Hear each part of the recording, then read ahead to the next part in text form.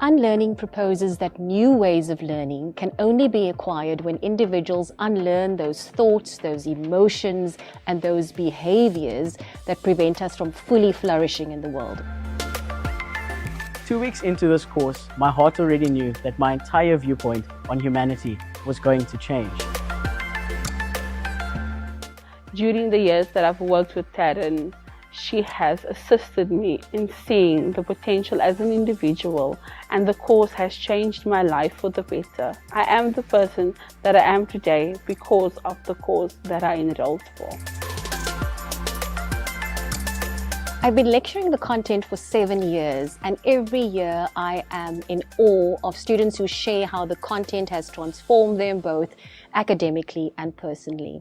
I believe that the world right now is in desperate need of an education that equips individuals with both academic and personal development skills. Before this course happened, I used to hate people from the bottom of my soul. But after this course, for the first time in my life, I can say that I no longer hate people.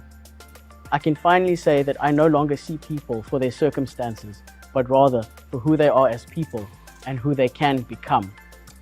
The things that I learned in my early childhood about who I was not and who I was supposed to be. However, the course showed me the true identity of myself. It showed me that it was okay to be vulnerable.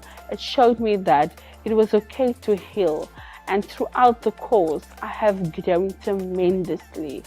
And the Unlearning course does that.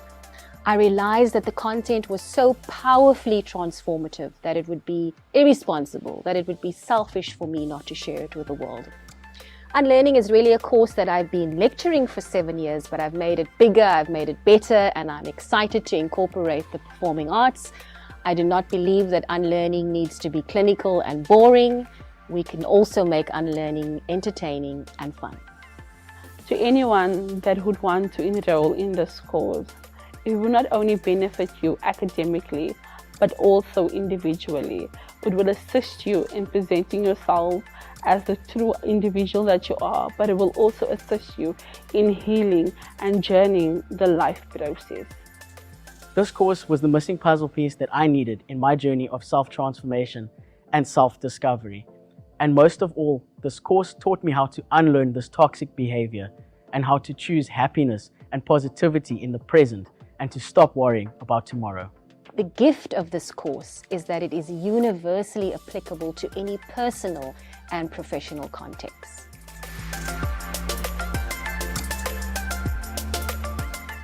Cornerstone, learn to change the world.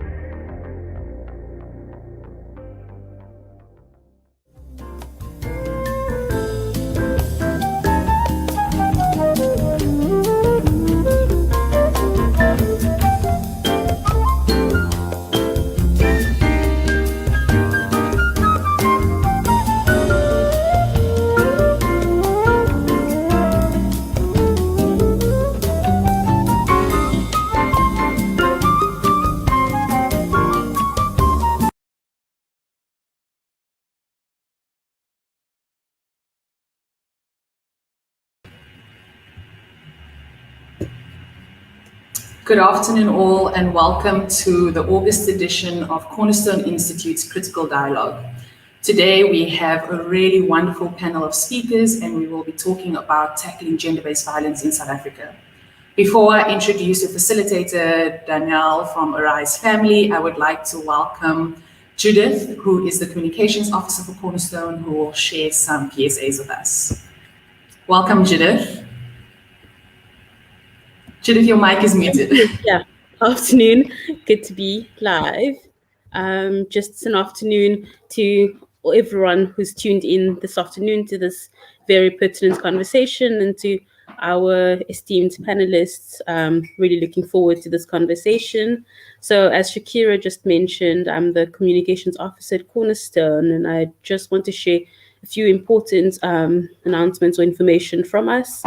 The first one is that as part of our continuing commitment to furthering education for a wide range of people outside formal academic routes, we offer a variety of extended learning programs and short courses, and these typically run over a couple of weeks. Our short courses are currently open. Application processes for these short courses are open, and you can visit our website short courses page for information on these courses and to apply. And also, second thing I want to remind everyone is that applications for our higher certificates, undergraduate programs, and postgraduate programs are open. However, we will only start processing these applications from the 16th of August. If you have any questions about these courses or about our financial aid application system, please do visit our website, and you can complete an inquiry form on our website, and one of our recruitment student advisors will be in touch with you to answer your questions.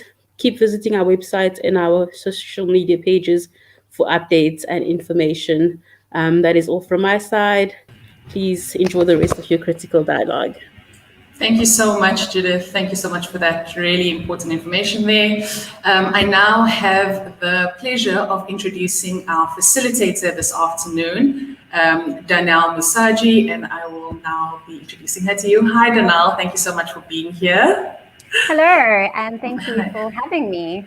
Yes, of course. Danielle, also known as Danny, is a social worker with a master's in social policy and management from UCT. She has over 10 years of experience working with children and families on the Cape Flats. She's worked in corporate in the field of change management. She has lectured and been involved in multiple community projects throughout her career.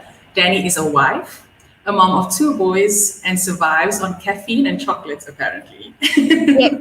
I mean, especially in 2021, that is the way that I survived lockdowns and working from home, especially.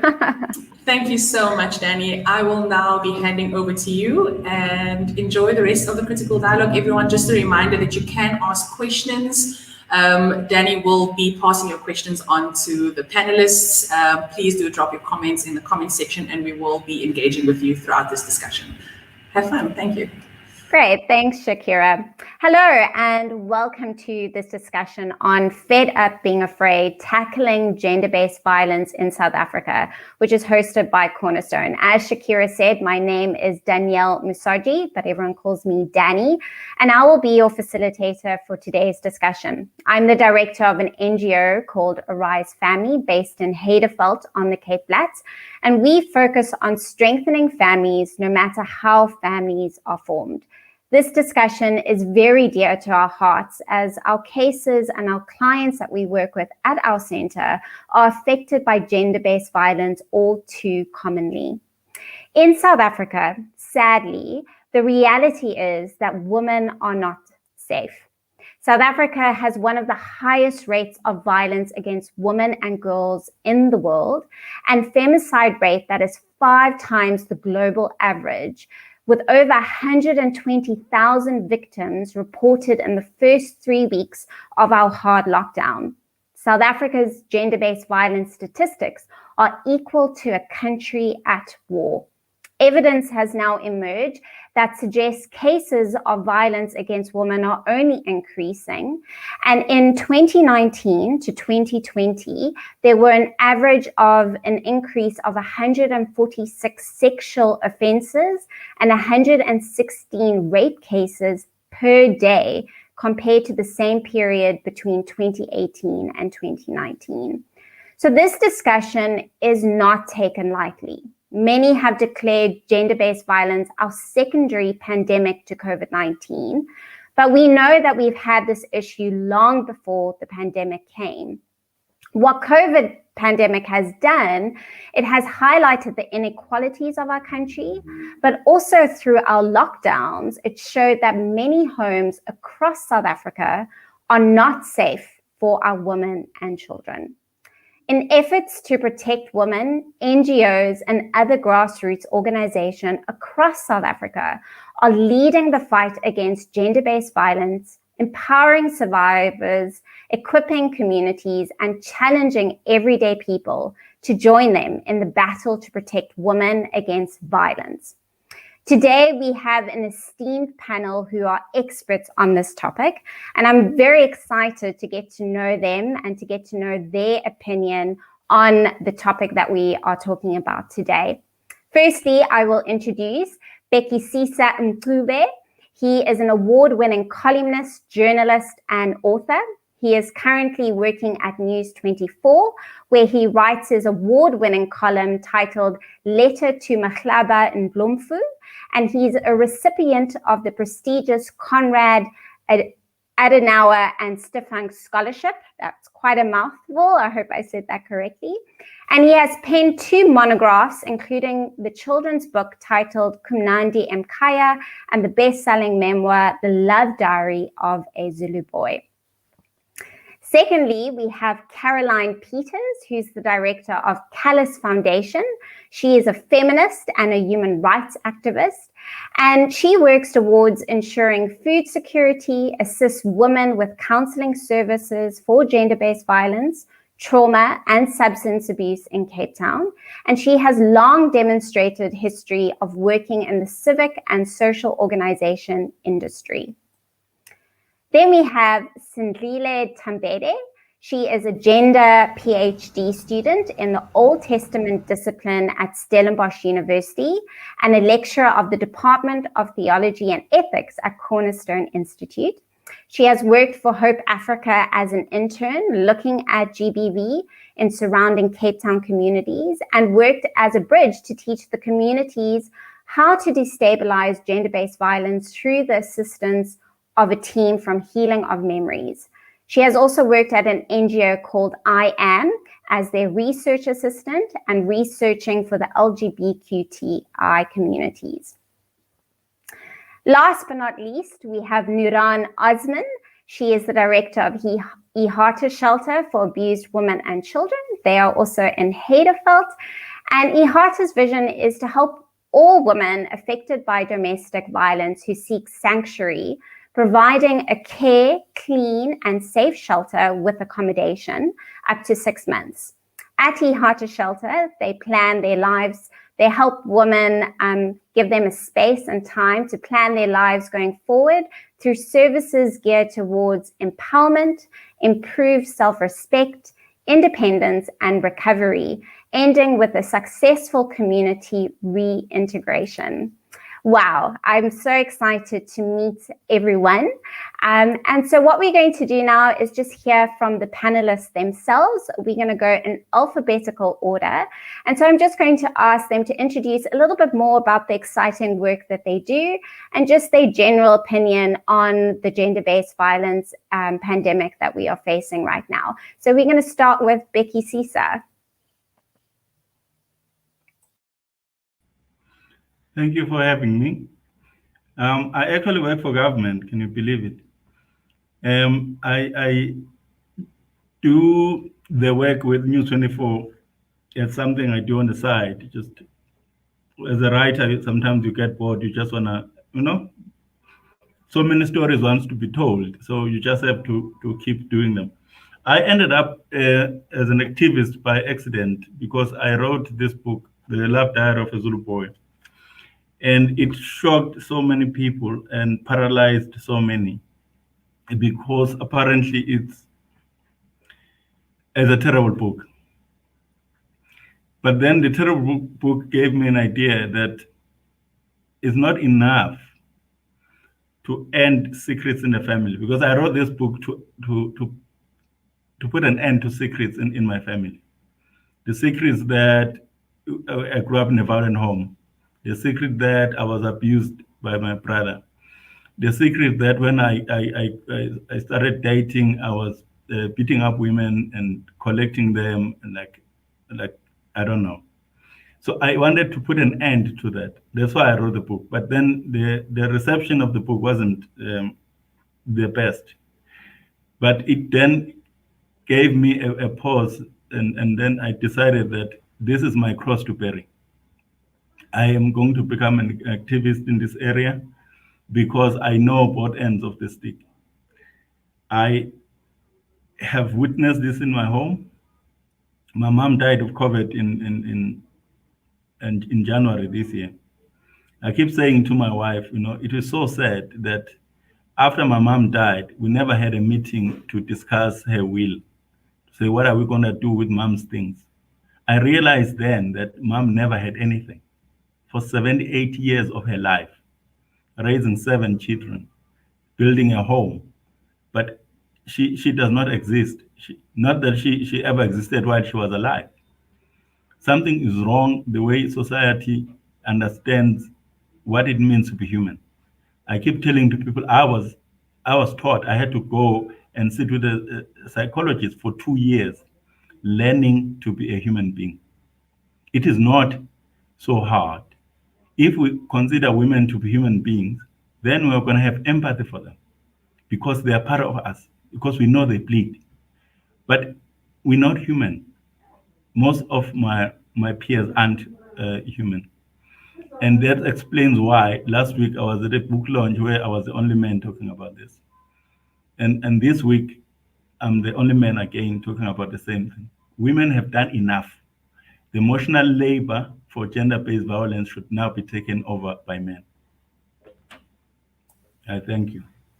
Yeah, thank you so much, Becky Sisa, for sharing a little bit about your life. I actually cannot wait to buy this book and read more. And I think what you've said is so true. Our superpower, which I tell all of our families really, is empathy, is trying to understand people from where they're at. As well as, men need to start standing up and talking about this. And I think we'll definitely talk a little bit more as we go into that discussion around that. So thank you so much. Up next is Caroline. Caroline, if you can just introduce a little bit about yourself and the work that you do and your opinion around gender-based violence. Thank you, Danny, and thank you, Cornerstone, for this opportunity. So I am Caroline Peters. I grew up on the Cape Flats in Bridgetown. I started work around the corner from yourself in Uran. And I've been in the sector for close to 30 years, first as a volunteer, as rape crisis volunteer, and then formally I started in 1999. But for me, I was gang raped and my best friend murdered in 1980, just before I turned 16 years old, at a park called Nantes Park in our area. And this was the catalyst for me for the work that I do. And when I grew up at the age of 16, I did not realize, and I said this in a group yesterday, when this happened to me, the typical textbook rape survivor happened to me, of promiscuity, drug addiction, that whole thing. So what you see here now is a whole healed woman did not happen overnight. It took years of counseling. I had an encounter, at 6 years old, I was sexually abused in our home by, and I'm sorry for your loss, Becky Sese, and I spoke yesterday about my mother and the powerlessness of that they had in their homes. And when that happened to me, my mother said to me, keep quiet. And at the time, and for many years, I hated her for doing that. But I also realized that she kept quiet because she was afraid of my father. She was afraid of the abuse that she would suffer, had that, and how she protected herself through that, but what it meant to me and the damage it did to me in my life, you know. And so at the age of 16, when that happened to me, and of course, complete textbook case of what a rape survivor is. And this I only realized then when I was in my early 20s, when I started and went to Rape Crisis, and we did the personal growth journey and all that. And so the work that I do, I often work with young women, and especially my work is a lot with rape survivors because of that. And right now, the case we've been on was, or I'm busy with, is a 93-year-old woman that was raped and murdered in a home in Belleville South on the 1st of August, on the day that we started celebrating Women's Month. You know, on the 9th of August, you normally put out a post, Happy Women's Month. But to me, right now, there is nothing to be happy about for women in South Africa. We have so many dynamic community women that is holding, you know, we know as community leaders and community women, we are the ones that is doing basically what our government should be doing. We are the ones that is holding communities together. And when you opened, you said, you know, we all know that GBV is the second pandemic in our country. And we quote all those statistics and that. But, you know, sometimes I sit in on webinars and I present on webinars, and all I feel like, are we paying, what are we doing? Is this just lip service? What is the actual action that is taking place on the ground? Because for us that work in communities, we see the damage. We see the women knocking on our doors, coming into our shelters. We know, but for far too long, I mean, we speak about the GBVF pillars, and we've had how many at that high level, we've have all these things happening, but what does it mean to women in communities? You know, so nothing has changed. We know with lockdown, women were locked in with perpetrators. We saw the child sexual abuse increase during this time because, again, children were locked in with their perpetrators.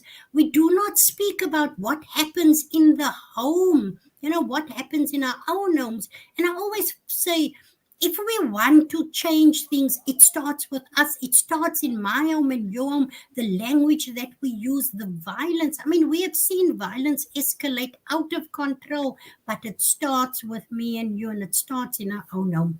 Thank you, Danny. Thank you so much, Caroline. I think, one, you are such an inspiration to us all, as someone who's gone through the process of healing and the work that you're doing. And I think it is really important as we talk, is going, what is the practical implication for our listeners who's listening to this talk? And for us, how do we work well, I think, together is so important, because we cannot do this alone. We need each other, and we need organizations to be united in this fight against gender-based violence. So thanks so much, Caroline. Nuran, please, I'll hand it over to you. You on mute, Nuran.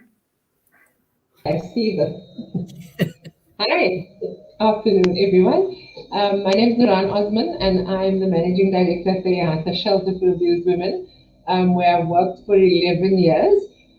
So I say that I'm 21 years old because I've worked in the GBV sector for 21 years. Previously managed the global GBV program for Islamic Relief Worldwide and many other jobs in between. And I think largely my passion is creating safe spaces. So at the Yahata Shelter, for example, we've got an ECD facility that never really was part of the plan. But in the Hedefeld community, as Caroline and yourself, Danny, will very well know, there are many children who are incredibly neglected and violated, really, that have no safe space to go to. And then they've got substance using mothers. So a lot of those children come off the street into our facility, and we are the only safe space they know. So that's where our first GBV intervention starts, is the healthy ECD safe space facility. But our ECD is not just focused on education.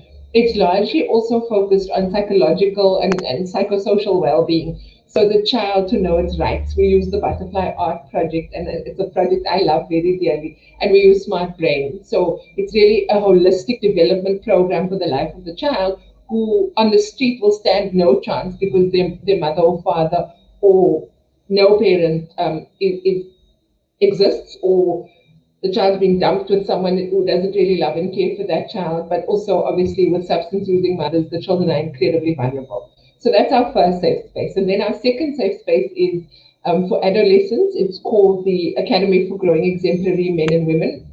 And that's an adolescent program. And it's held once a week on a Friday, and we've got 63 young adults who are blooming and blossoming, and we create for them a safe space through development of character, through development of life skills, and just really keeping them off the street and keeping them in a military style because they love it. They say it's like scouts on steroids, and they love the order and the discipline. But for us, it's most important that they have direction so that they don't spend their time in antisocial activities. And we've got a lot of children who even commute from as far as Hangberg and Ocean View to come to the program. And then we've got the Shelter for Abused Women. And so really just looking at our work with women between 18 and 35. But in between there, we've got a safe space for girls, for adolescent girls. I'm not going to talk about all of my work all of the time because that's not why we're here. But essentially what I want to say is I'm very passionate about creating safe spaces. We've just taken over 3 old age homes where there's also incredible vulnerability. And what shocks me is as we're integrating into the old age homes, because it's been a month now, by October we'll be in all 3, is that you assume it's an old granny and she's happy, she's in an old age home and she's safe. But the stories that I've come to hear in the old age home have shocked me, of sons violating mothers, and grannies don't have filters on their mouth sometimes. So when I come to work in the morning, they say, Nuran, do you know why I'm here? And I say, no, sweetheart, you have to tell me. And they say, oh, my son raped me. And you're just like, it's 8 o'clock in the morning, like, that's not what you expected to hear in an old age home. And so this is a very rude awakening for my team and I, but we also now realize that our work has to go from birth right through to grannies in old age homes, and has to be holistic and has to be, I think, most importantly, non-judgmental. So for me, GBV is something that we need to look at as a whole. I'm not going to say I'm feminist, I'm humanist, because I realize that the perpetrators are very broken human beings with their own past. Many of the perpetrators that we have worked with are victims of well, let's call it violence, because we don't necessarily want to offend and call it gender-based violence, but are victims of violence themselves. So for me, it's really about looking at the holistic problem, challenge as human, and not as specifically directed at one gender, because there's so much brokenness across the board. And then I just want to thank my 2 colleagues who spoke before me for sharing their stories. It's my day 1 back from COVID, so I'm very blessed and grateful to be here. But please excuse me if I cough at any point, because the cough still lingers. And then just a huge thank you to Caroline for being a beacon of light and for being able to stand up and say, I was a victim. I think there are many young women in our community on the Cape Flats who adore you because you were the one who gave them the guts to say, I too, hashtag me too. So thanks, Danny, for having me. Thank you, Nuran. I know at Arise, we definitely refer people to your shelter. And so we are so thankful for you in the community as well and the work that you do. Last but not least is Slindile. I know she is at the Cornerstone Institute herself. And I know you've done amazing work in gender-based violence as well in terms of your research. So please tell us a little bit more about yourself and your opinion generally on GBV.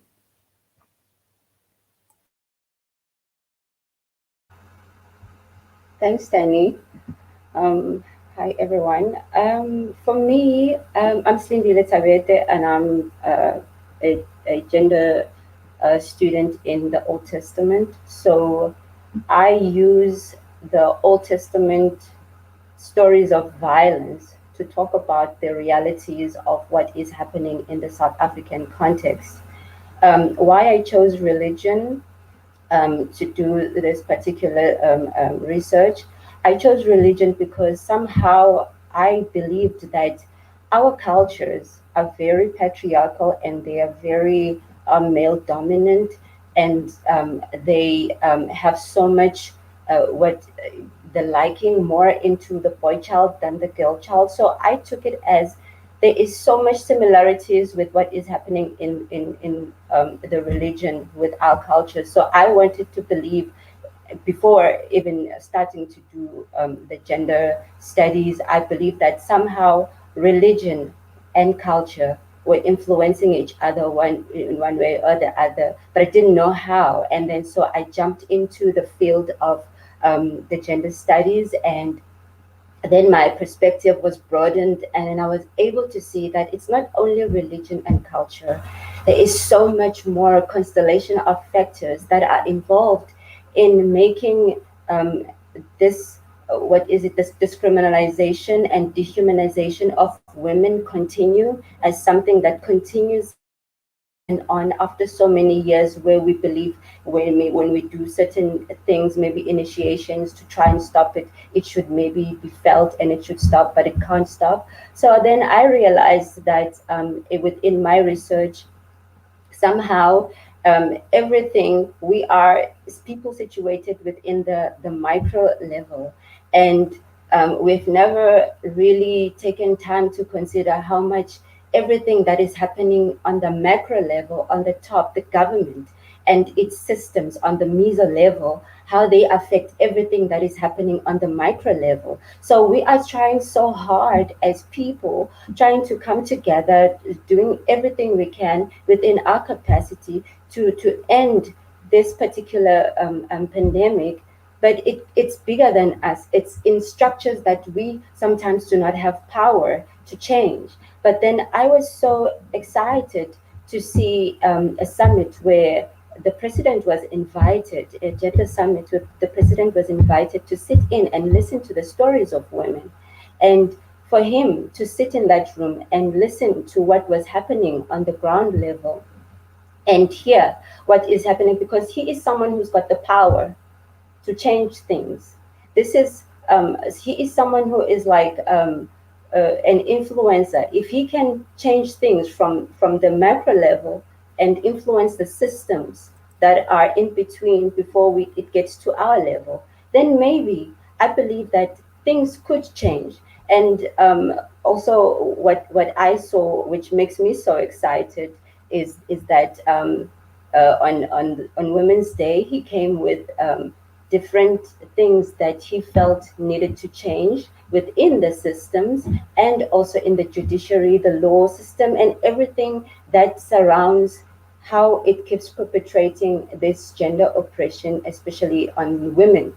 And so I was so excited because I felt like for the first time, he is speaking sense. And for the first time, he is doing something he should have done a long time ago, because all along we've been doing research trying to find out what makes men hurt women, what makes men do the things that they do. We come up with all these different things. It's substance abuse. It's because what economical factors that they're involved. It could be because it's men that have lost power in certain spaces, so therefore they are using their homes as a space to claim that power, which they lose from the social spaces.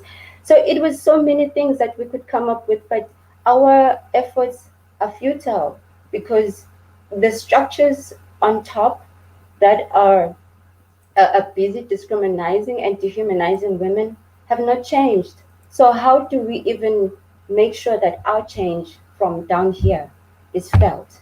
So then I wanted to find out, I wanted to dig in that in all these organizations that are trying so hard to help women, in all these spaces that are oppressing us, because I myself am a woman in South Africa. The reality of a woman in South Africa is you feel like half a citizen. There are many things that you can have, some things you can't have. You are forever negotiating your rights to be in a certain space. So it's all a certain abuse which comes to you just because you're a woman. So in trying to understand what makes me not become a part of this community, this society, we try so hard on the academic level to dig into the everything, the what when we read the text of power in the society, where is it situated? How do Yes. we change those spaces? How do we stabilize those spaces?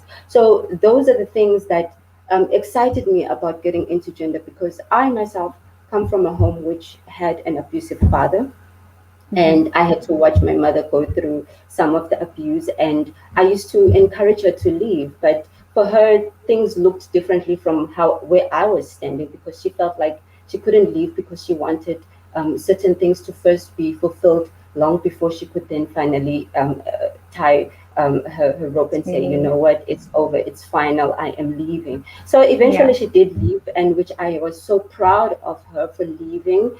And again, as Biggie Sisa and Caroline and Nuran have narrated about the fact that if you come from a certain situation which abuse was manifested, you will somehow take some of what happened there, like the repercussions of what happened in that household. They go with you, and you need to heal. So I also had to do the same for myself in order to be able to become a woman that knows my rights, my worth, and be able to defend my dignity, because I know who I am, not coming from a space of brokenness. Because when we are broken, we continue this brokenness wherever we go. We touch people, trying to create friendships and little communities of belonging, but we bring brokenness, which then poisons the spaces that we enter. So my entrance into the system, the entrance into the gender-based space, and trying to deconstruct this world, is out of the first experience of my being from that home, and then the second one is out of wanting to change how South Africa dehumanizes its women and puts us in a space of feeling like we are excluded. We shouldn't belong. We shouldn't be in power. We shouldn't sit in the tables of decision making, because we belong there. But somehow someone has to decide that this changes here. If it changes here, if you have enough influence from the top, then change the systems, change all these institutions of power that continue to narrate what is happening at the top, so that at least if they change, we can finally also find a way of seeing a different dimension within our society, where men is not the center of attention, where we also get to become power players in spaces where we should be power players. Yes. Yeah. Thanks so much, Sidile. I can hear you have a lot to say. And I think, it's not just a one-prong approach to gender-based violence. I think there is so many multifaceteds that come towards GBV.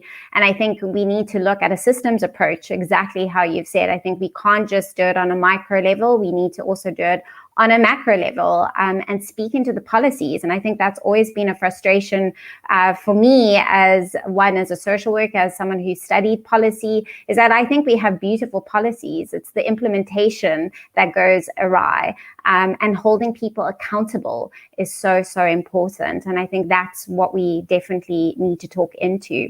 So jumping right into this discussion, you've all kind of highlighted a lot of what we want to kind of hit today.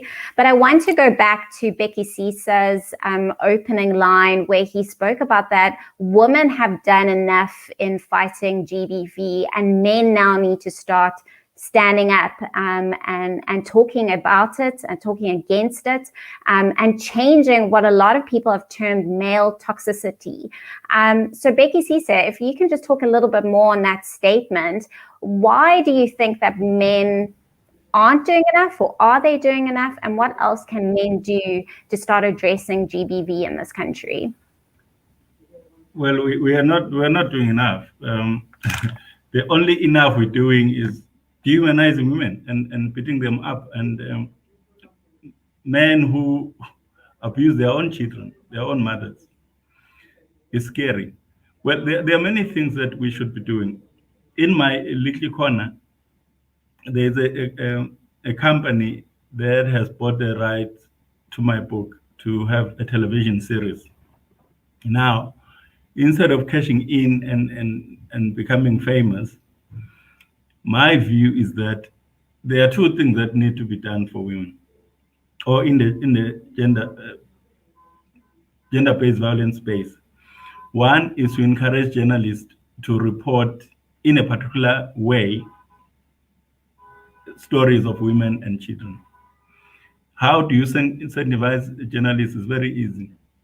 When they do their joint annual awards, looking for awards either with Standard Bank or with Vodacom, we need a category that addresses excellence in reporting about gender-based violence. To incentivize journalists is not the most difficult part, because journalists are happy to win 5,000 rand. What they really appreciate is to be peer reviewed and to say, this year you are the best journalist in this area. So that's one thing that we need to do. But the other part, in South Africa has so many NGOs that are focused on protecting our constitution, which is an important work. But what we also need is to have sort of a gender-based violence legal defense fund, where every man, woman, an animal, any person accused of doing anything to women, we need lawyers. This is a game of lawyers once it gets to court. But what happens there? A woman goes in there and is a prosecutor. This prosecutor has 20 other dockets and cases. And so there's no focus. So what we need is we need an organization that is funded properly, but that does the work, the legal work for all women who are facing off in court with heavy defense lawyers who are paid enormously. So we need to level the scale, as it were, so that when these kind of things happen, the case is never postponed 200 times because no one is watching. So we need lawyers to do watching briefs in these kind of cases, so that the case is never forgotten. But it will be forgotten once there is no one protesting outside, because it has been postponed 20 times before. So we need someone, we need a fund, someone who actually gets paid to do what the NPA should be doing. We know the problems of the NPA, and we know the problems that happen in the police force. So we need a new layer of oversight, which should be a fund outside of all other things that are happening to protect the constitution, to rebuild institutions. But my idea is that we should not be finding new NGOs to do this kind of two things. That I am prepared, once the series becomes a reality, to provide seed funding for these two projects. And then we can mobilize civil society like we always do. And we can mobilize even government. If we can take the money as long as they're not involved. I work for government. I know once we involve civil servants, they're looking for opportunities for procurement. So we don't need that kind of thing. We need women who are in a space, women who understand what we're talking about, to be part of these two programs I'm talking about. But we must find more men to take the lead. And I do not think I have done enough to get those men. I've found at least one other person who may join in these ventures. But those are kind of things that now we need to do the actual emotional labor. Beyond that, we need to do the actual, get our hands dirty. And I think I will be able to, with your help, guys, to be able to mobilize for these kind of interventions. Thank you. Thank you, Becky Sisa. I think definitely justice is really important. I think the frustration and the anger, particularly when we know when people, kind of come out and say, this is happening to me, and they're not being able to have the justice, it has been very frustrating on the ground, because we know it takes such huge courage for people to come out and say, hey, this is what's happening in the home, especially children and girls who've been raped. And knowing that only 5% of our cases in our country, our perpetrators get sentenced. And that's very scary. And so this is definitely needed.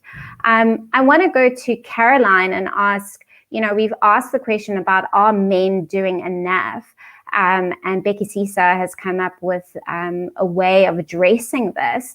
On the ground, what do you see men doing? Are men standing up? And how do we stop this generational cycle of perpetrators continuing to perpetrate violence in the home? Thank you, Danny. I just want to say, if I look back in 1999 at the Western Cape Network on Violence Against Women, we had one guy, Charles Maisel, a white dude with long hair. It was that type of man that was involved. And I look now and I see, yes, I want to say that the men are coming forward, but not enough. We have Men Stand Tall that was just established last year here in Bridgetown. And it's a group of men that came together. So we see them. I mean, if you think of men's organization, you think Sonke Gender Justice, but women are organized. We have so many CBOs and NPOs and that, but there's not close to enough men that is involved. But I want to say, Danny, that there are men that is stepping. There's more, Becky C says, and others that I do see that is coming forward now. And Becky says, if you go into my yard now, we are busy. So I operate from my home. So this is my home, my office. So during the day, it's the organization. 4 o'clock, 5 o'clock, it gets cleaned, and then we live here. So, if you go into the yard now, you will find there's 8 women in the yard busy painting posters for tomorrow's court appearance. To oppose bail.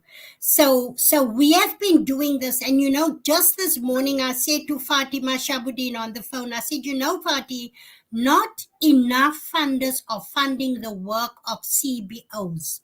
We have to hustle and beg and plead.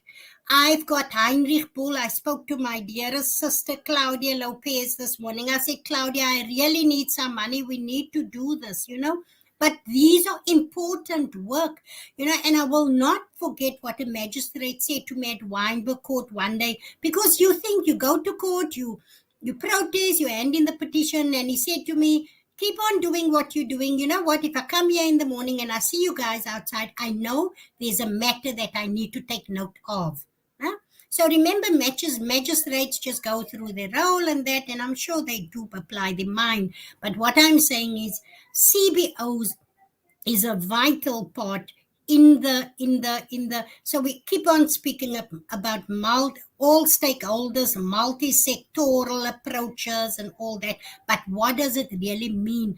So for me, when we speak about the GBVF plan that's in place, it needs to include women, CBOs, men, and if I say organizations, I speak about all of us.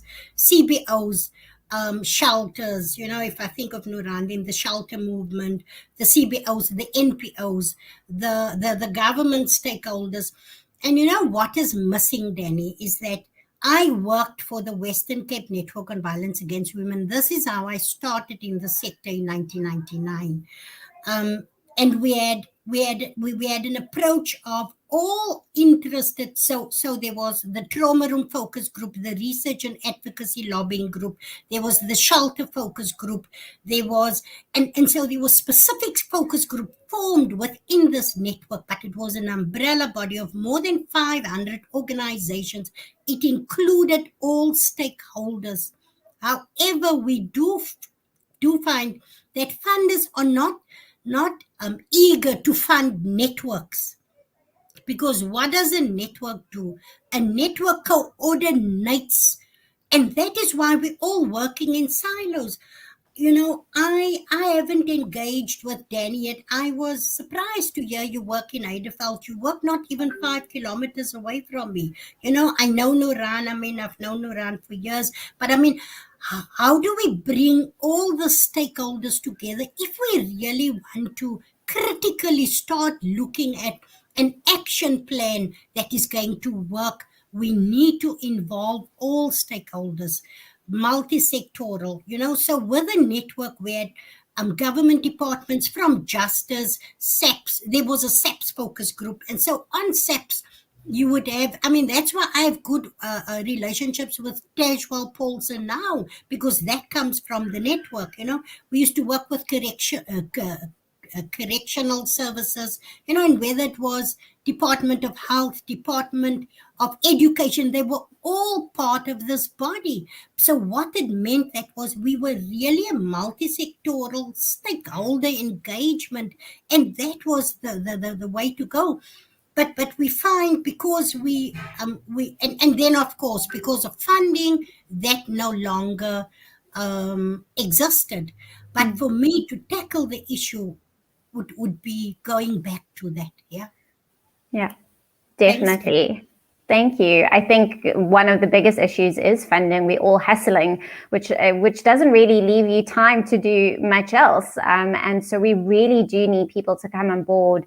And I agree with Becky Sisa. I don't think we need any more NGOs. I think we have enough NGOs. I think we just need us to work together, exactly what you said, Caroline. So thank you for that.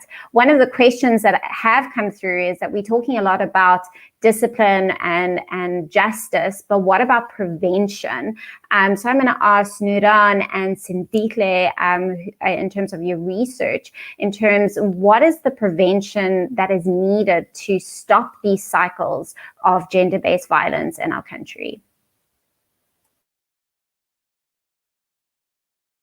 I think for me, one of the first things that I want to talk about is education at a young age. Gone are the days where you can't speak about sex to young children anymore. They understand more than we even know. They have access to more resources than we do. They know stuff, and we need to talk about stuff.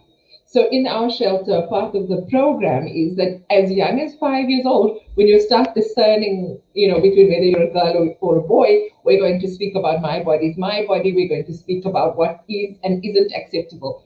We've got little 5-year-olds who come into the shelter, boys, who are schooled in patriarchy like you won't believe it. So they get the young girls to tie their shoelaces.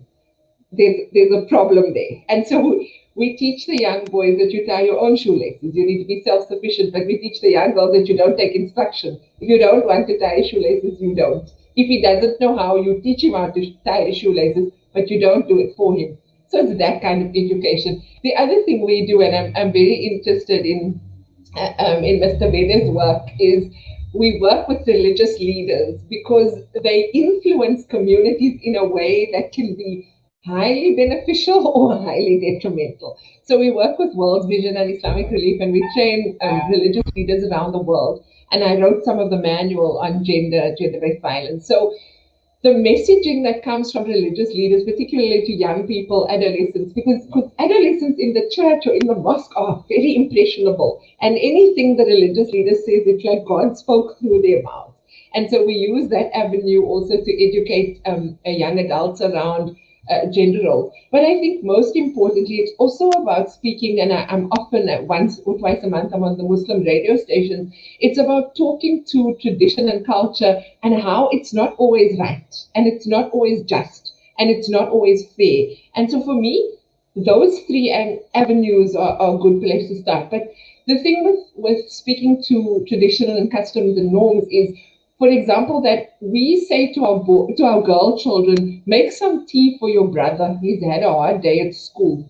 And then bath your younger siblings. And then take the laundry off the washing line. Whilst this said brother, who's had a hard day at school, alongside said sister, who's also had a long day at school, but brother's laying on the sofa and playing PlayStation.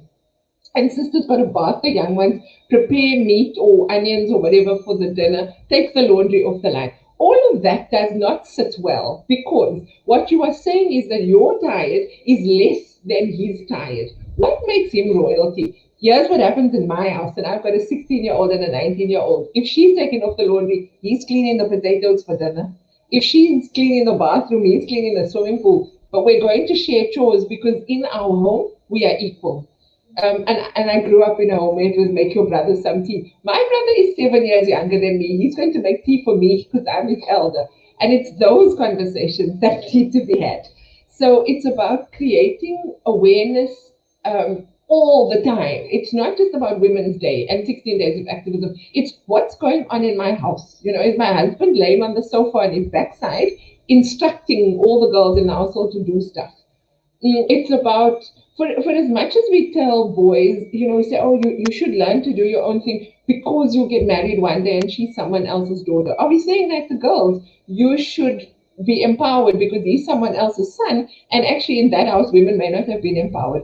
So one thing I'm very grateful for, like in my own household, and this is why in the shelter we're so liberal about things, is because my dad was of the impression that I don't care that you're a girl, you will go to school, you will get a university education, but you will also help me cut the grass. And I think that shaped a lot of my work because some of the other cultural norms were not safe and healthy. And then I think you may have just seen, Sadia, it's a communal office, so two gentlemen popped in here and looked for stuff behind me, and you may have seen them earlier. But that's necessary. I like what Vicky Tisa is saying about no more NGOs. Let the existing NGOs do what they do. But I believe that at Ihata, we are incredibly progressive because our operations manager is a man. And the young man that you saw come in after that comes through our Youth Development Academy. And they know their role in fighting the pandemic of gender-based violence. And they work in our organization. But it's really lovely for our girls in the organization because it's positive male role modeling. Let me tell you, the reason they're popping in here is because they're getting stuff, because they're organizing a Women's Month event just outside of the office here. And these are gentlemen running with this program. This is what is needed. You know, the all men are trash, the all men are bad. Yes, okay, there's space for that in some instances, but that's not going to heal the issue. What is going to heal the issue is that we start looking at the brokenness of society, because we can't be healing women and then women are all empowered and healed and the men are left behind and they've got stuff, they've got baggage, they've got brokenness. It's going to repeat. The cycle of gender-based violence is going to just become probably more vicious. We need to be healing women, and we need to be healing men, and we need to be healing children, and then we need to be healing grannies and grandpas. And in all of our collective healing, we can create a healthy, holistic society. But I'm not joining movements like all men are trash and those sorts of things, because you know what? Then we isolate. And then there's aggression because I'm isolated, I feel left out, so I'm going to act out antisocially. It does not fix the problem. There needs to be a holistic healing. And that's why at Ihata we work with victims and perpetrators. Because if you leave the perpetrator out of the healing equation, he's going to go and find himself another victim. So you're going to have another client. It's about healing families and building communities. And this is why I say I'm humanist. It's about all of us together. Great. Thank you so much, Nuran. And yes, it starts at home, very much so. You know, at Arise, we work with families because we believe families are the cornerstone of our society. And so if we wanted to have a ripple effect, we have to start with our caregivers and our children, and education is the key. Sindile, how do you, in terms of the work that you do, what is key in addressing gender-based violence in our country? Okay, so for some of us within the gender space, we are all looking at different things that oppress a woman, and some are looking at the economical structure, some are looking at culture, some are looking at politics, some are looking at race, different things that oppress a woman. So we are constructing scripts or transcripts to try and create an inclusion for all these women that are excluded in all these different spaces within the scholarly world. And then, so I believe that inclusion is the first thing that Nuran talks about, that it starts with how a man understands a woman from home in order to be able to continue to do that even at work, in the social area. When he finally meets a girl, he wants to date her. You need to know from the word go, what does it mean when I'm engaging with the woman? What are my rights? What are her rights? What can I do? What can I not do? And those are the things that start with mothers. what we have seen also most of the time is that mothers are very, very dangerous people if they are not informed, because sometimes the same mothers who have sons that rape and beat women, they protect them when it comes to these men being reported at the police stations. They are the ones that hide them from the law, and they don't understand how much damage they are doing to the community at large, because you're not only keeping your son because you're afraid that you're going to lose him by the time he goes to jail, but you are also destroying your neighbor's daughter and other daughters that are going to go through your men in the love relationships or in other ways of relating with him. So we need to have like a serious talk with mothers when it comes to these particular problems, because they are also sitting in the enabling space, enabling their sons to get away with so much that could have been fixed when we are busy creating these talks, when men come together and talk about not in our name, and then by the time he gets home it's a different story because the mother says, oh no, my son, you've been fine, you've been okay, and then by the time he falls in love we have a different story. So we look at also what Nuran has also spoken about, the lack of education. Many women also don't know what their right is, and that is not because really they lack that much education in knowing. They see it around themselves, but the problem is the society or the media, the things that usually perceive, or the presentation of a woman, they are always flawed. Our television systems are not portraying a good picture of what a woman is. So where are our children and our generations going to see that if it's not played out in the home? As I say as well, if a child goes to school, the principal is a male, and if the child goes to church, the pastor is a man. If a child looks at the government, our president is man. So there is so much that is being taught, the narrative that is being taught to a child in seeing only males at the top, only males at the top. So we need to educate the young men and the young women what a male figure is supposed, responsibilities of a male person and the responsibilities of a child, or of a girl child, and stop the cultural BS of males being the most important people in the culture or in the society. We need to dismantle. Ooh, I think we lost Lindile. But I think what she was saying is it's so important that we have role models wherever we are in our sphere of influence. So if you are in corporate and you're only seeing your execs being male, what can you do to influence that more females are getting a voice in your work environment, in your churches? Where are women's voices? And I think what Caroline said right in the beginning of going, we talk and talk so much, it feels like lip service. I really want us to talk about what are the practical implications where people, one, can get involved in certain organizations, or two, what can they do if they know of people who are victims of gender-based violence, or they themselves are victims of gender-based violence. So I'm going to go back to you, Caroline. Okay. So Danny, I know that there's many platforms and many helplines and hotlines and that. One of the things that I often say is that we know that the women that the should go to doesn't always have access to data, and that is always my thing. We can say, and I'm sure Nuran know the numbers by heart, but how do you say that to women who comes from a community that most need those numbers? So in the middle of the night, so firstly, I always speak about we need to make data-free spaces for women.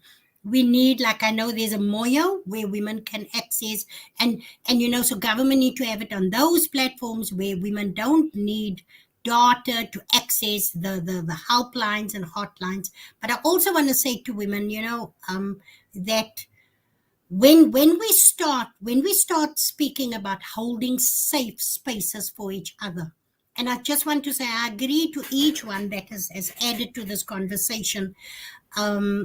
What Cindy said, Luran, and Becky said, you know, what we're speaking about, it's all relevant topics, but I'm jumping around a bit. But what I want to say is that when we speak about holding safe spaces, and it can be in communities, how do we start listening to each other?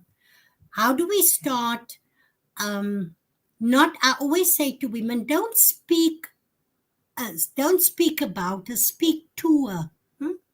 Where does that come from? Where do we start? How do we start engaging even little children, young women, you know, to hold spaces?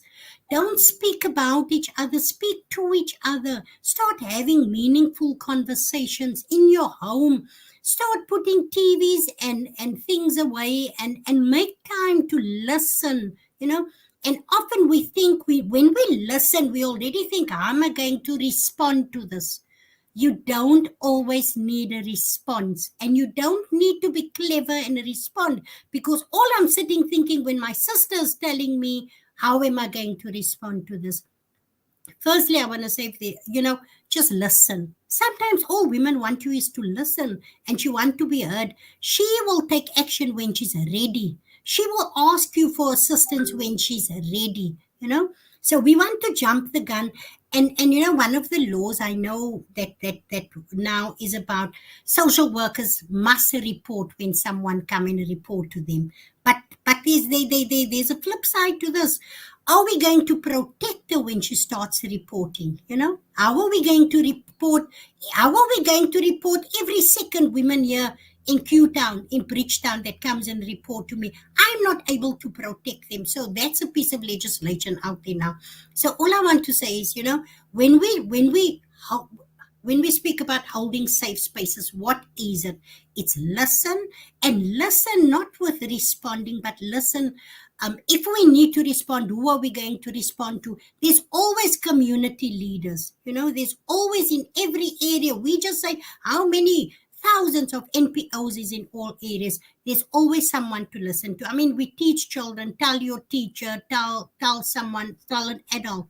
And that is what we need to tell women to. Speak to another adult, speak to a leader. If you feel like you cannot trust the community leader, there's always someone to speak to. But I want to say also, see something, say something. We keep quiet. I must tell you, I walked in Kenilworth Center, you know, it's a mall. And so this man has got his arm around the woman's, whooped into her arm, and she's got long hair. So I just want to tell you the demographics of the person. Beautiful couple walking there. What you see is picture perfect. But I can see that he's pinching her. You know, like here by her arm, he's pinching her. And I looked and I could see the flinch in her face. And I said to him, "You're a coward, you're hurting her." And they both looked at me. But he was more shocked, you know. And I even shocked myself, because this is Kenilworth Center. It's not loud. It's not Bangate Mall, you know. And they both were shocked, I think, but her face, you know. And I said, "Yes, I can see you hurting her." And I didn't know if it was wife, girlfriend. You can't assume, you know. And then they proceeded on. I said, "Sis," you know, but loud in the mall. So when we see something, we say something, you know. And sometimes people might say, "You poking your nose in there." And I often say, you know, what also stood out for me on Monday, while we're at the memorial service for this grandmother that was murdered, one of the neighbors stands outside, but I hear the murmurs because we're all standing outside. And she says, "Where was the family? This ma has been abused before by this grandchild." So remember, it's a step-grandchild that raped and killed her. But I'm saying, so I'm turning around and I'm saying to her, "So why didn't you say?" You know? It's no use saying Ma's passed now. Ma's passed away now. All this happened, very brutally murdered. Why did she? I said to her, "You must keep quiet now. You didn't say it when it happened. What did you do?" You know?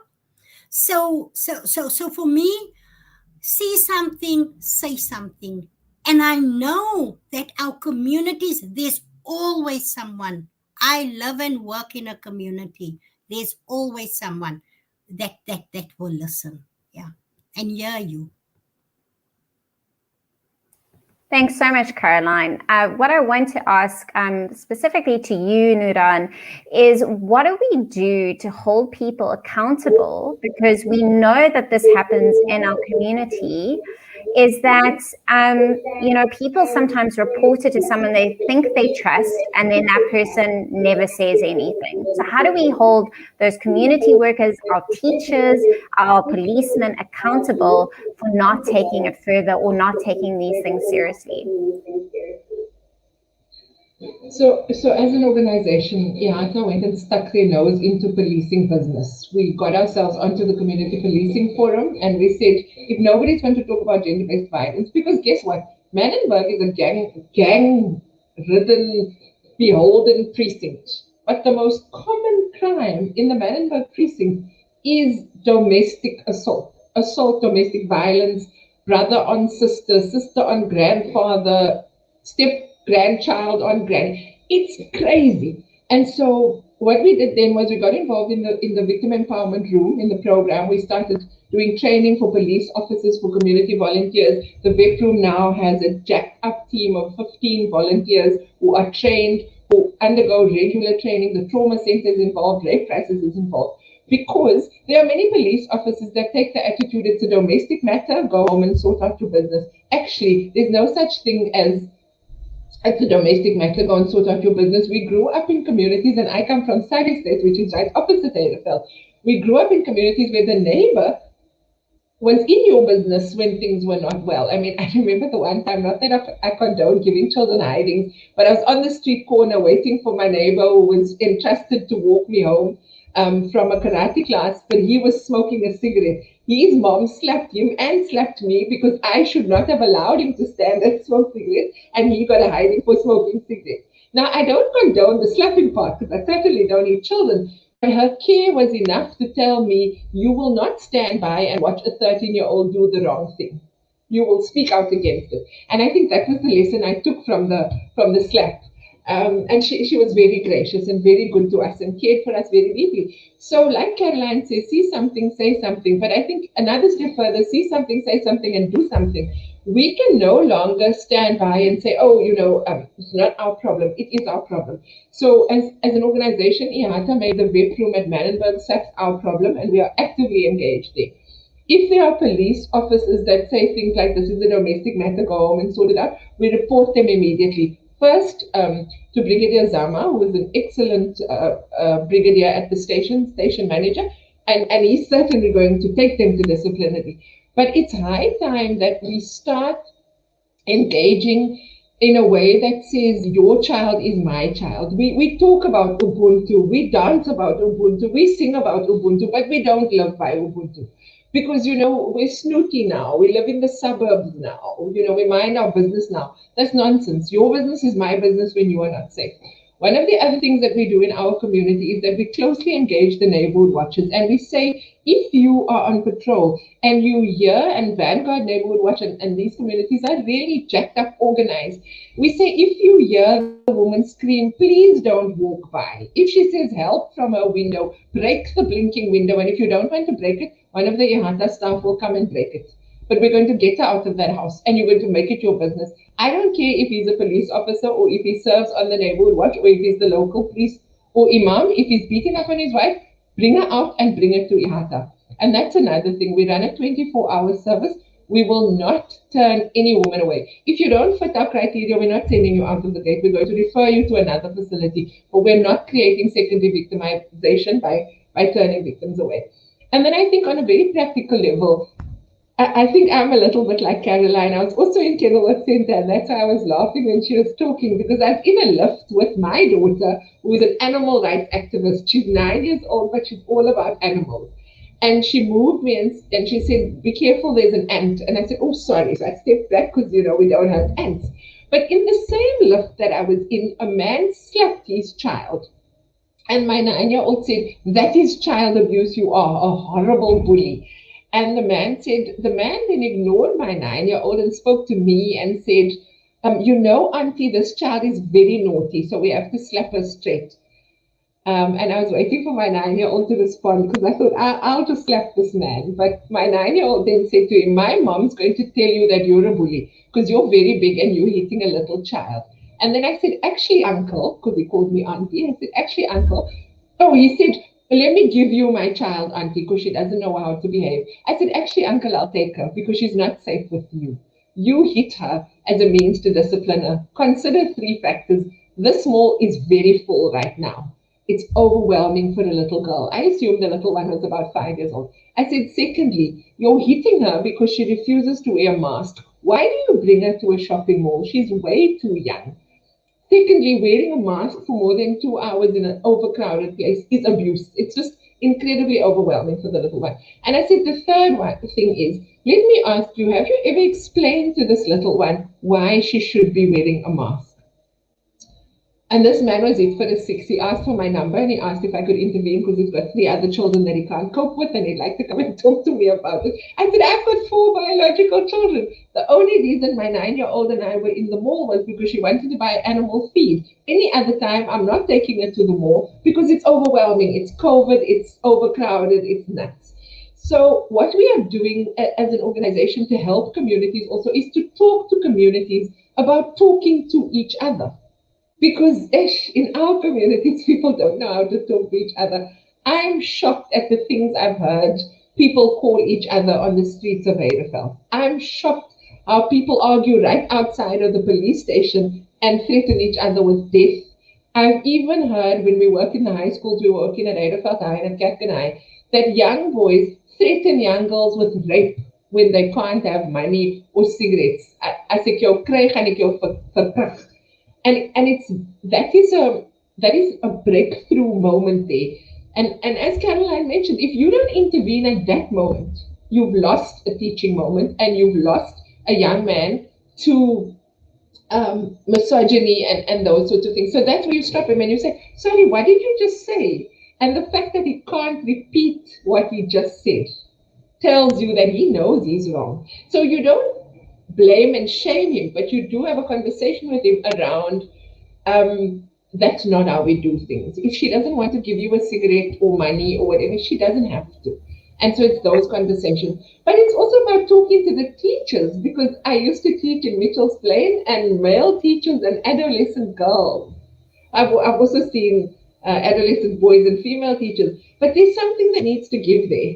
And it's the way in which we address each other. It's the things that we find acceptable to speak about. I mean, even the swear words in our community.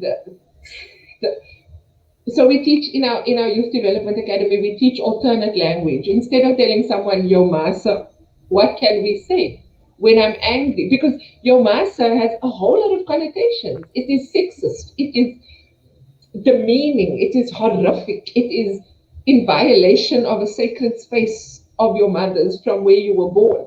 And so to have those conversations, because 80% of our children don't even know your masa means that. To teach alternate language. But I think, and my last point is also to teach children, adult community, feelings. Gosh, if our community can learn the language of feelings, because I don't know what I'm feeling, but I'm just going to go and smash my neighbor's house. I don't know what I'm feeling, but I'm going to beat up on my cousin. I don't know what I'm feeling, but I'm going to throw bricks at the neighbor. I'm going to kick the dog. Okay, but what were you feeling? I don't know. It's just this warm feeling. Well, where in your body did you feel it? In my chest. Why did you feel it?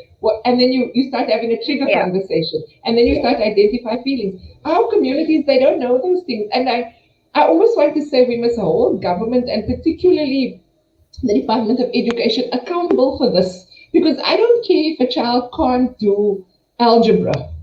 If the child can't express itself, it's going to fail through the years of school and drop out. So in the early grades, we need to start doing emotional and psychological education around when I'm feeling this, what is acceptable, what is not acceptable.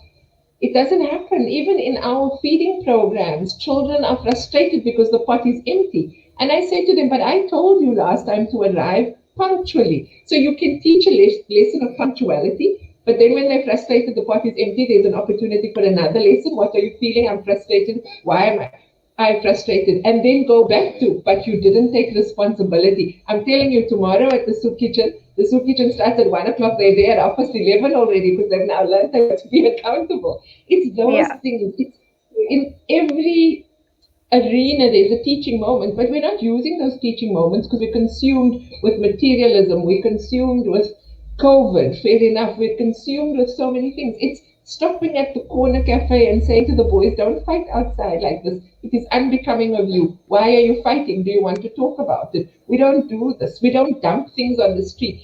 All of it. And that's why I'm saying it's a holistic thing. It's not just about the GBV. It's all the other things that eventually lead to GBV that we need to start addressing.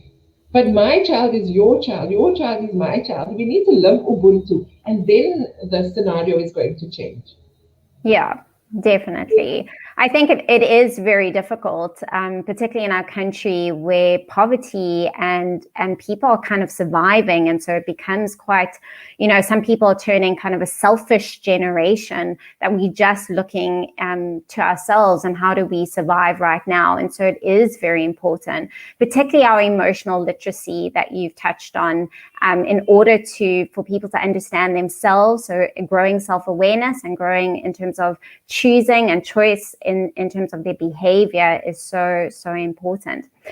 One of my last questions, which is directed to Becky Sisa, is really looking again at accountability, particularly in your sphere of government and looking in terms of journalism. How do we hold government accountable in terms of the promises that they keep making to our communities, that they will have justice, that there'll be more programs and services for our communities, and we're just not seeing that on the ground? So how do we keep people accountable? It's really sad because I know my people in the ANC. So when it comes to who will be responsible for women in the presidency, you take the least capable among the lot. My wife was in a seminar yesterday with powerful women who were in the struggle, who were in exile, who were in the army. She said to me, these women must come back home to stop being ambassadors because there's a serious lack of leadership in this country. I was looking forward for many years to 50-50 in the cabinet, hoping against hope that these women will take up the space, run with it, and set the place alight. It's been 3 years now. I'm waiting. I'm still waiting. By the way, I work in the basic education. So my political principal is a woman. I'm not talking about her. I'm just saying that there is something in our country. We have many problems, but our biggest problem is just the death of leadership. Whether you're talking a man, you're taking women who make it into the ANC, we live in a one-party state. So the selection process begins long before people turn 18. If there's no culture of ANC in your house, it means you are not going to be a minister because there's a route to being. So we need to open up spaces, non-state spaces, because the political space is crowded. It's crowded by people who pay lip service to everything. Not just about gender-based violence. No, I am a person who knows the state. I've worked in the state for 16 years. It is terrible. If you want to kill a project, give it to government. Then you kill the project. So we have to hold them accountable. We have to call them out in our spaces where we work. We need to mobilize more in the media. What I've noticed in the last 2 years that things now, you don't need a journalist to call because of the increase in online media. The spaces for us to have our voice and to actually do something is much more easier, although it's difficult to track the spread online.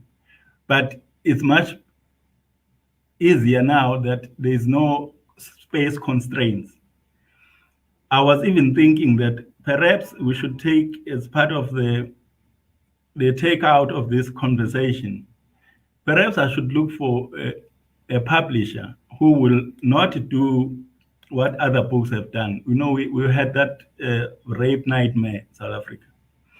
But we don't have a book about that shows the woman and their worth and what I call the stories of hope and healing. We don't. We have one that I participated in just recently. It was put together by the women theologians. No, I don't go to church, but I have a lot of time for people who understand theology. And I see there's a young one there. Perhaps we should keep the pressure on so that, unlike government, we don't have the luxury of having these discussions only during the Women's Month and then the 16 days of activism against gender-based violence. We must find a way that in between those spaces, we introduce new product into the market. The product that says, if anyone who buys this book, 230 rand, that 230 rand goes to these women who run this kind of project as we are sitting here today. So that we take this beyond the online, you know, into, I don't know. You see, my brokenness is too big, to be contained. I just think that I would lift the cross around my neck if I actually work and start to see the real results, the things Real that you change. can touch and feel. Because Thank you, Becky. it's hard. Yes, it is hard. I think what you've spoken about is really important. One, leadership is so vital, and it is lacking in our country. I mean, a few weeks ago, we saw that with the rioting and the looting, and doesn't that just perpetuate violence again in our communities and in our country? And then I think, you know, yes, there's brokenness in the world, but I think there's also hope. And I want to leave the discussion with that. I think all of us, well, particularly those who work on grassroots level, I don't think we'd keep going to work every day if we didn't see the change. Because when we see that light bulb moment where the perpetrator sees what they're doing in their behavior and wanting to change, then that gives us the inspiration and the passion and the energy to keep going. And I think for us as individuals who've gone through victims of violence ourselves and seeing the change and seeing the hope, that's what we want to give to every single person, and particularly our country.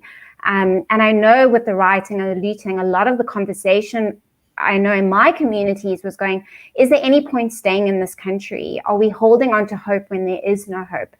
But I want to say that there is hope. I see it in the young people we work with. I see it in our communities.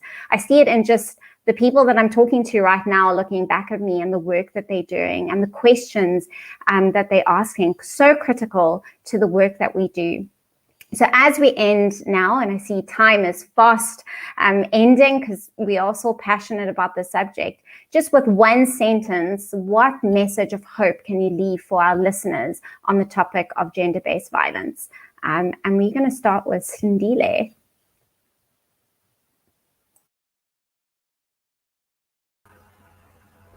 Okay, I would like to say that, as reiterating what you were saying, that there is hope. It can change. We can change this, but we also need to come together with people on top, the people on the meso level and the macro level need to work with us to make this happen, because the power of perception goes really deep. If we continue to do what we are doing and we don't have the help of these structures, we are not going to get anywhere. But there is hope. We can change. The stories of our lives need to change. Also in the media, as Begisisa has said, it needs to change how women are presented, and we need to see positive stories. If we start seeing positive stories, then men will start to believe that and start to treat women differently. That is how I would imagine a different outcome of this. Thank you. Great, thank you. Caroline. Sure. I think I'm a story of hope. If I look at what I've overcome. And I always say I'm not a survivor, I'm an overcomer. You know, and I hear Becky Cisa speak about is not church going. I do not think that I can, and I want to say this, I cannot do, and I wouldn't have been where I am without God. And I want to acknowledge that if I didn't have the spiritual and the faith in the Almighty, that none of this would be possible.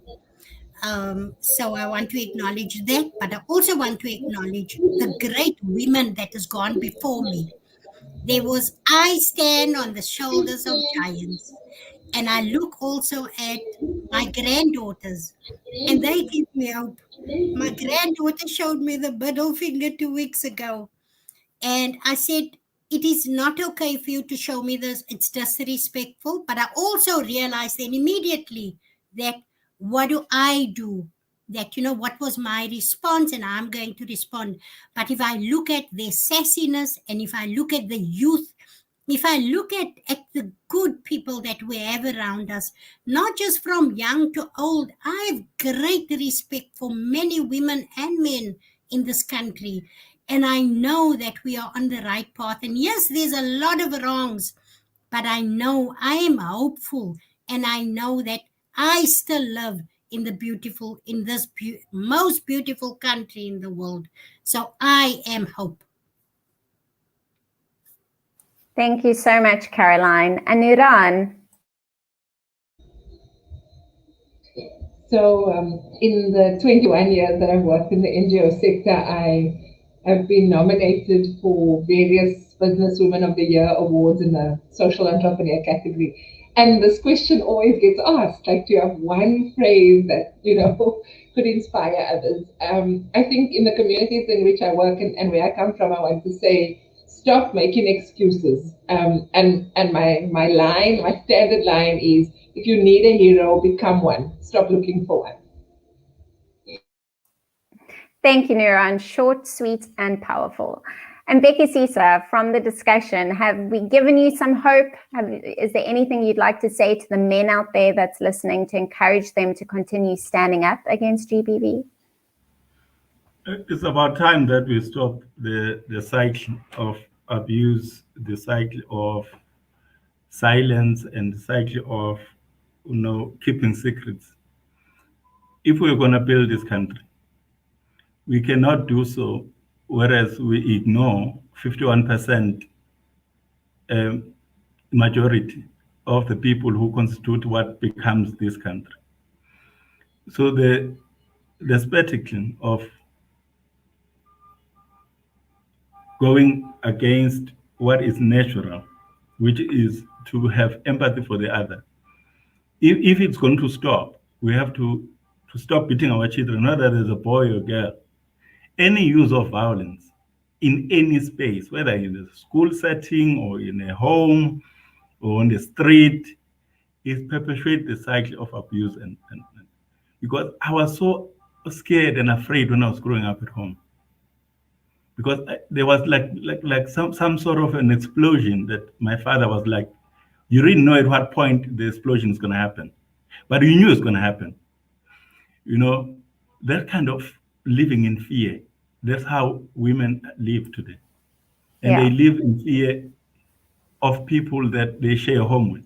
It was so bizarre that the stats went up when everybody was home together during the lockdown. That tells you that the work that we're supposed to do has not even begun. We need to reach out to the boy child through maybe there's a subject at school, life orientation. Maybe you guys in a space who should come with new ideas of what needs to be taught. The guys who run the program are in this office where I am. Thank you very much. Thank you. Yes, and just to round off, I want to say thank you so much to all of our speakers for their expertise on this subject, and for also encouraging us to keep doing the work. It doesn't just land onto the NGOs or even government. It lands on each and every single person, and it starts in your home. So when you see someone doing something wrong, speak up, stand up, and that's how we're going to make a difference. And so I want to thank you, and I want to thank Cornerstone and Shakira for giving us the opportunity for speaking on this topic. So thank you so much.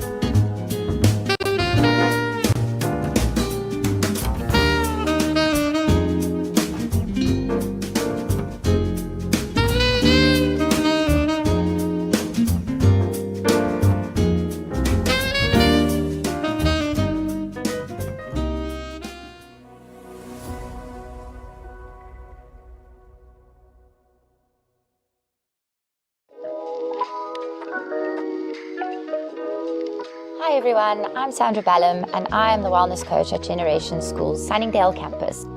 In 2018, I had the privilege to be one of the students to take part in the B-Psych equivalent program that Cornerstone Institute offered. My journey at Cornerstone was an incredible experience and extremely different to where I'd studied before. As students, we were able to engage as a class and really interact with one another on a personal level. I feel this is extremely important when it comes to studying psychology. We had amazing lecturers who were knowledgeable and extremely supportive throughout the whole process. While studying at Cornerstone, I'm able to expand my knowledge while pursuing my career.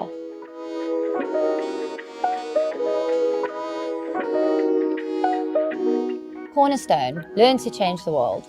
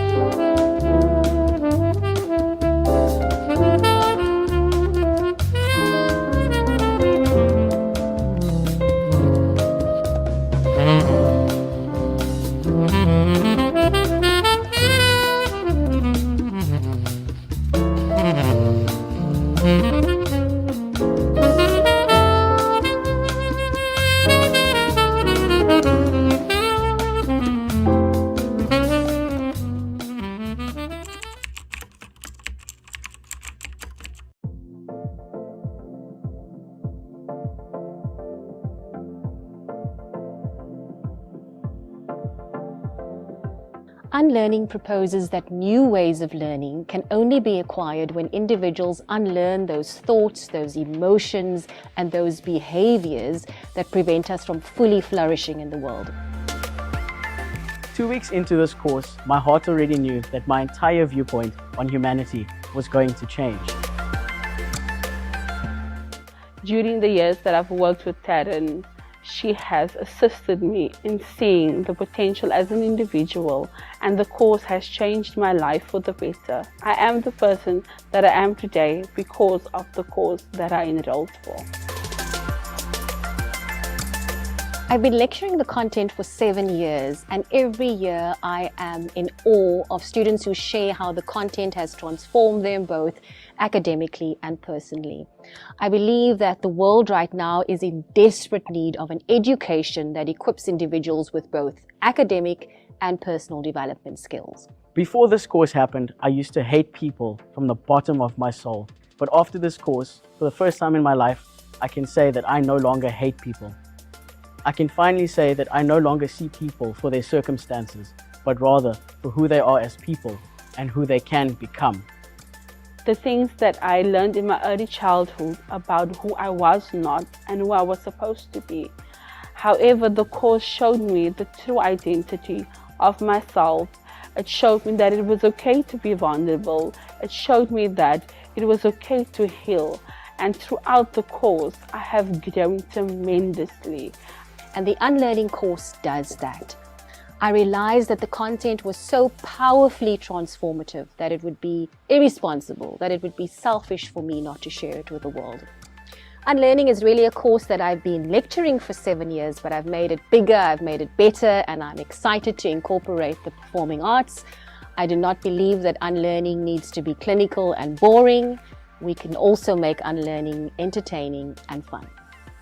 To anyone that would want to enroll in this course, it will not only benefit you academically, but also individually.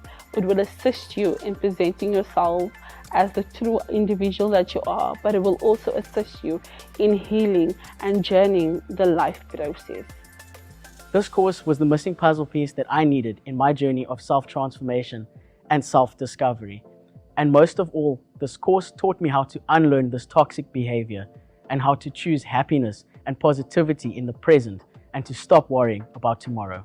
The gift of this course is that it is universally applicable to any personal and professional contexts.